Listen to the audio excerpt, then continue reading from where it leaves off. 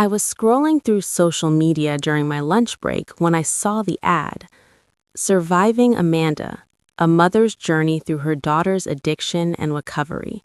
New memoir by Patricia Hurt, available now. I stared at the screen, read it again, clicked on the ad. It took me to a book listing on Amazon. 5-star reviews, over 2,000 ratings, published 6 months ago. The description made my hands shake. Patricia Hurt shares her heartbreaking and inspiring journey supporting her daughter Amanda through the darkest years of opioid addiction. From the first pills to overdose to recovery, this raw and honest memoir shows how one mother's unconditional love helped save her daughter's life. A must-read for any family facing addiction. There was a photo. My mother, looking compassionate and weary. The book cover showed pills scattered on a dark background.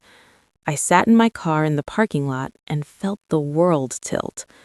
I'd never been addicted to opioids. I'd never overdosed. I'd never been to rehab. When I was 17, I had surgery for a sports injury. I was prescribed pain medication for 2 weeks. I took it as directed, finished the prescription, and moved on with my life. That was it. That was the extent of my addiction story. Except my mother had apparently turned those 2 weeks into a memoir, a best-selling memoir, about a crisis that never happened. And she was touring, giving interviews, speaking at addiction conferences, all while using my real name. I bought the book, read it that night. Every page made me sicker. The book was fiction. Elaborate, detailed fiction about a version of me that didn't exist. According to my mother's narrative, I'd started abusing my prescription at 17, became addicted, started stealing pills from medicine cabinets at parties, moved on to buying pills illegally, eventually overdosed at 19, nearly died, went to rehab, relapsed, went back to rehab, finally got clean at 21. None of it happened. I'd gone to college at 18, graduated at 22, worked in marketing for 15 years. I'd never been to rehab, never overdosed, never struggled with addiction. But the book was full of specific details, conversations I'd supposedly had, fights we'd supposedly had, a suicide attempt in a bathtub, a scene where I stole her jewelry to buy pills, a heartbreaking moment where I told her I wanted to die. All fiction, all invented, but convincing enough that 2,000 people had reviewed it believing it was true. I found interviews with my mother on podcasts, in magazines, on local news. She cried on camera talking about almost losing Amanda. She gave advice to other parents about supporting addicted children. She spoke at fundraisers for addiction treatment centers.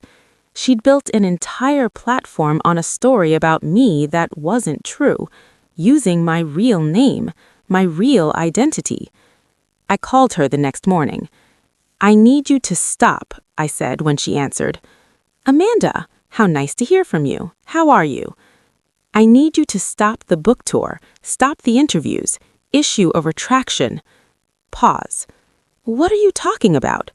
"Your memoir, Surviving Amanda. I was never an addict. I never overdosed. You fabricated the entire story." "Honey, I changed some details for privacy." "You didn't change details. You invented a completely false narrative about me having a years-long opioid addiction. You're using my real name. People think this happened. It's my story, my experience as a mother." "Of what? Of a daughter who took prescription pain medication for 2 weeks after knee surgery? That's not a memoir. That's not inspiring. So you made up a more dramatic version." "I took creative liberties." "You committed defamation. You published false information about me that's damaging to my reputation, and you're profiting from it." Her voice hardened. "I poured my heart into that book. It's helping people.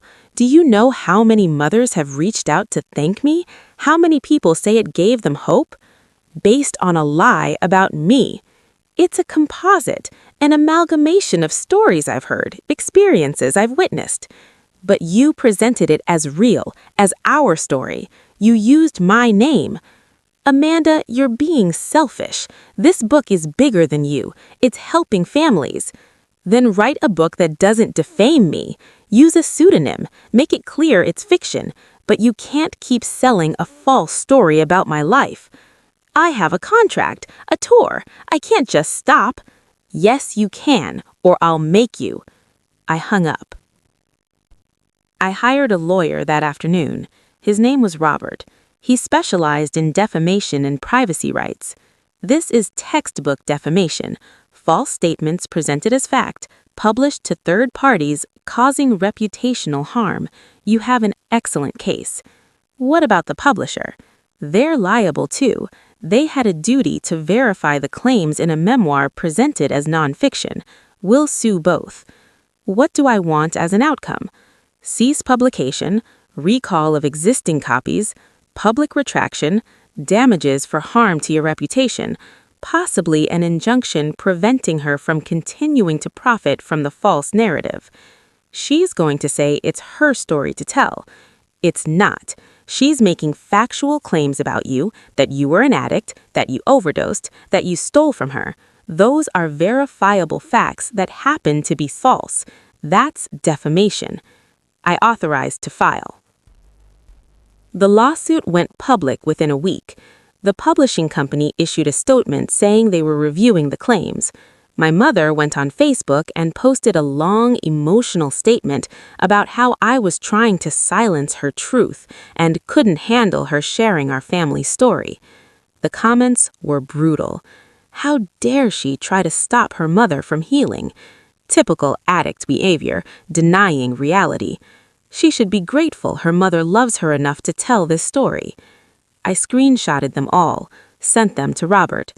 This makes it worse for her, he said. She's doubling down on the false narrative, accusing you publicly of being an addict when you're not. That's additional defamation.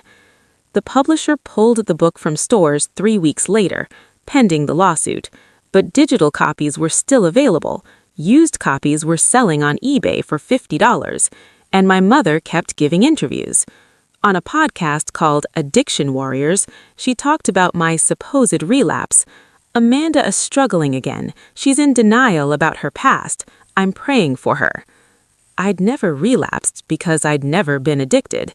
But now, hundreds of thousands of people thought I was a drug addict in denial. The case went to mediation. My mother's lawyer tried to argue that memoirs are inherently subjective and that she had a right to tell her story. Robert countered, she's not telling her story. She's telling a fabricated story about her daughter, using her daughter's real name, making specific factual claims that are provably false. She stated that Amanda overdosed. That never happened. She stated Amanda went to rehab multiple times. That never happened. She stated Amanda stole from her to buy pills. That never happened. These aren't subjective memories. These are lies. He presented evidence. My medical records showing exactly 2 weeks of prescription pain medication in 2006. My college transcripts showing continuous enrollment with no gaps for rehab. Testimony from friends who'd known me during the years I was supposedly struggling with addiction. The mediator looked at my mother. Can you provide any evidence that these events occurred as described in the book? They're based on my emotional truth. Do you have hospital records of an overdose? No. Rehab admission records? No. Police reports, arrest records, anything documenting the addiction you described? No, but then you've published a false narrative about your daughter and profited from it. We settled. The terms: 1. Immediate cease of publication in all formats. 2. Recall of remaining physical inventory. 3. Removal of all digital listings. 4. Public statement acknowledging that certain events were fictionalized and apologizing for any confusion. 5. Payment of $250,000 in damages. 6. Permanent injunction preventing her from publishing any future work about me without written consent. 7. Cancellation of all remaining book tour events and speaking engagements based on the book. My mother fought every point. Her lawyer argued the settlement would destroy her reputation. Robert responded, "She destroyed her daughter's reputation. This is accountability." She signed. The public statement went out 2 days later. I want to clarify that my memoir, Surviving Amanda, contains fictionalized elements and composite characters. While the emotional journey described reflects my experiences as a mother, certain specific events involving my daughter did not occur as written. I apologize for any confusion this may have caused and for any harm to my daughter's reputation. The book is no longer available for purchase. It was carefully worded, didn't fully admit she'd lied, didn't explicitly say I was never an addict, but it was enough to meet the settlement terms. The comments on her Facebook post were different this time. "Wait, so your daughter was never actually an addict? You made up a story about your daughter and sold it as truth? This is disgusting. I bought this book thinking it was real. I recommended it to my sister who's dealing with her son's addiction. It was all fake?"